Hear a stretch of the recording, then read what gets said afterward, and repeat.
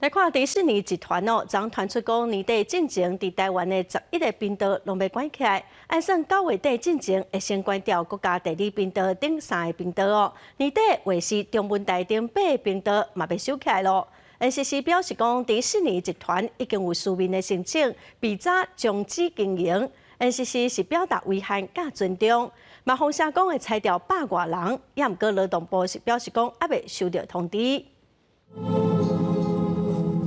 电视开开来看，古装剧也是综艺节目，拢会当伫个卫视中文台来看到。假使讲若是要看到其他国家的野生生态，嘛有部分的民众会选择国家地理频道，不如个迪士尼集团13，因说咧讲，传出讲要伫个年底进前，旗下11个频道拢要退出台湾的市场。Disney 它调整它的一个资源，把重兵放在它的一个 OTT 的一个平台 Disney Plus 上面。其实我觉得确实有资源配置的一个策略或是战略上的一个考量。学者认为讲，受到观众群因收看电视的关系，对被动收看甲改做主动选取，加上串流平台当咧来正做观众收视的主流，这必须迪士尼集团固不自将都爱定性调整资源的分配，要甲这个重心甲转去串流平台。根据了解，亲像国家地理频道、关话节野生频道这3个频道，因干那要做到9月底，